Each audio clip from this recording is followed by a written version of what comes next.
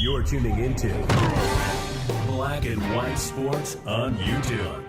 The no-holds-barred truth on sports. The main event starts. All right, Black and White sports supporters. Well, let's do an update on Shedeur Sanders and the Cleveland Browns quarterback situation. Speculation out there that Shedeur's going to get some first-team reps or may have gotten some first-team reps. Neither here nor there. I've got video of him throwing a pretty damn good touchdown pass and throwing an interception.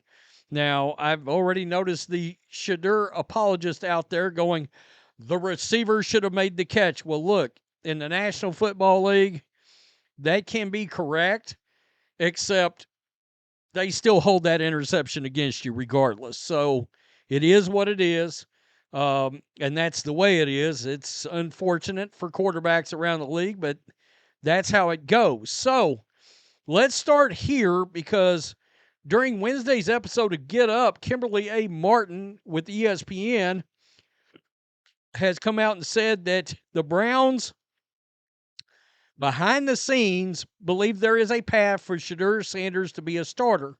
Look, this is a business issue for the Browns. If Jimmy Haslam can possibly, any way possible, get Shedeur Sanders to start, Jimmy Haslam's going to make it happen. All right? He's going to make it happen. He's watching the jersey sales and all this kind of stuff. And he's going to, have you seen Cleveland Browns social media?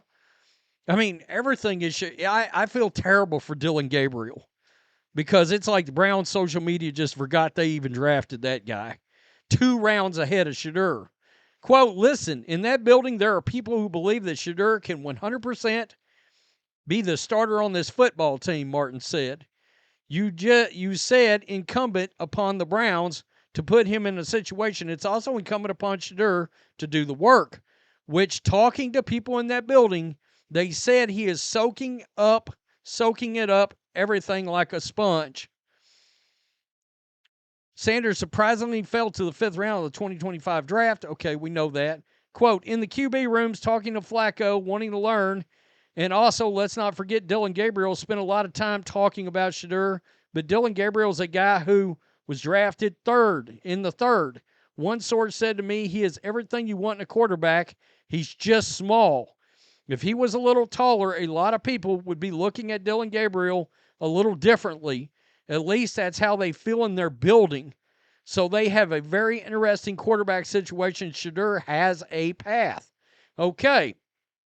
So Maggie and Perloff had some interesting comments. I did a video yesterday where we talked about Deion come out and tried to defend away, explain away some of the pre-draft meeting stuff that came out. The only problem, and Deion essentially said, look, they're all lying.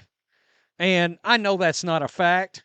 I was listening this morning to a podcast and somebody was saying, no, they absolutely know for a fact that Brian Daboll giant story was 100% factual about him not being prepared and being aloof and all that stuff. And Maggie makes a great point. Shedeur is doing all the right things at Cleveland Browns camp.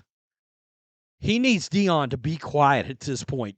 Deion's hurting Shedeur again. When I first heard this, I thought, I get it. I get Deion trying to defend his kid. I do. And any parent would do it. And you feel like people are telling lies for their own benefit about your kid. It's the last thing that Shedeur needs, though. Like, think about everything that's been coming out of Browns camp that he's been fitting in, that it hasn't been the Shedeur show. He, tried to tamp down that stupid story about the car that I didn't know what color it was. The NFL, in some way, told you no thanks for 4 rounds. Yep. And so we were wondering, all right, is Shedeur going to take that, internalize it? Is he going to use it as rocket fuel?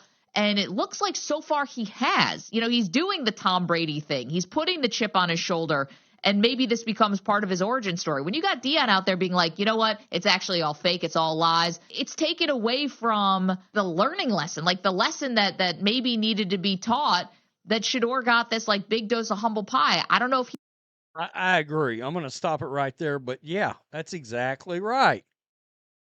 Okay, I mean, seriously, it seems like Shedeur's handling the process well. Deion's not helping. Deion failed him during the pre-draft process. He's failing him again.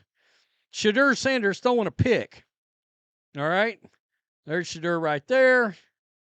He's going to throw the ball. Bloop, it bounces off of him, and he's gone. It's a pick six. It's a pick six. All right. I don't want to hear the guy should have caught it. It looks like that window was pretty tight he was trying to throw into. Nonetheless, it's a pick six. All right. I mean, you're seeing right now the apologist, not his fault. Okay. Well, I mean, look, in the National Football League, it's going to get counted against you. It is what it is. Now, Shedeur with an unbelievable touchdown throw. All right. He looks like he is deadly in the middle of the field. Let me just play that again. That's a hell of a throw. Over that shoulder of the defender. I mean, yeah. First comment. What a effing ball. That was a hell of a throw. Cleveland Browns posted that as well. Let's look what they got. Right here. I mean, it's a hell of a throw. It is. Again, guys, we're in camp right now. All right, we're in camp. Browns OTA practice just ended. It was a strong day for Shedeur Sanders, who notably was the only quarterback not to take reps with the first-team offense. He was the only quarterback. Wow.